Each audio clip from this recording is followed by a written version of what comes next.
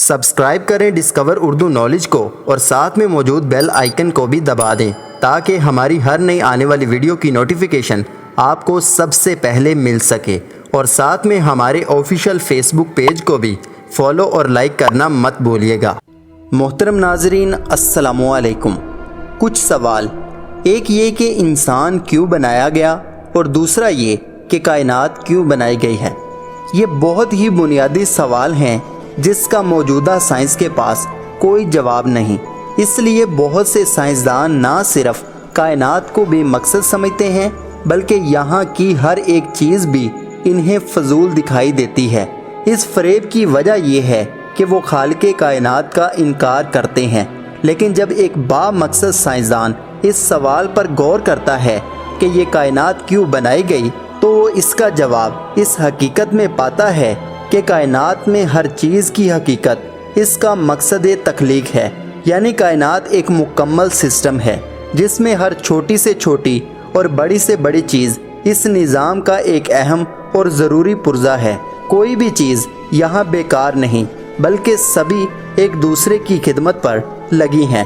اگر یہی کلیہ کائنات پر لگائیں تو لازم ہو جاتا ہے کہ کائنات کی تخلیق بھی کسی بڑے مقصد کو پورا کرنے کے لیے کی گئی ہے۔ اس سلسلے میں قرآن سے جو رہنمائی ملتی ہے وہ یہ ہے کہ انسان کائنات بنانے کی بڑی وجہ ہے، لہٰذا بالواسطہ یا بلا واسطہ ہر چیز انسان کی تخلیق اس کی نشو و نما، بقا اور ترقی کے لیے ہے، اور مجموعی حیثیت میں ٹوٹل کائنات بھی یہی کام کر رہی ہے۔ جیسے کہ اللہ تعالیٰ قرآن کریم میں ارشاد فرماتے ہیں، اور جو کچھ آسمانوں اور زمین میں ہے سارے کا سارا وہ اللہ تعالیٰ نے تمہاری خدمت کے لیے بنایا۔ اس فلسفی کے مطابق انسان کائنات کی وجہ سے نہیں بلکہ کائنات انسان کی وجہ سے ہے۔ اسی سلسلے میں آخری نبی حضرت محمد صلی اللہ علیہ وآلہ وسلم سے روایت ہے کہ کائنات کی تخلیق سے پہلے اللہ تعالیٰ کی مثال ایک مخفی خزانے کی تھی، یعنی ایک چھپے ہوئے خزانے کی طرح۔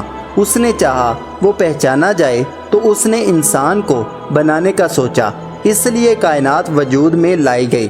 مطلب یہ کہ کائنات کے ڈیزائن کی بنیاد انسان ہے، اور یہاں کی ہر چیز کی آخری حقیقت انسان ہے۔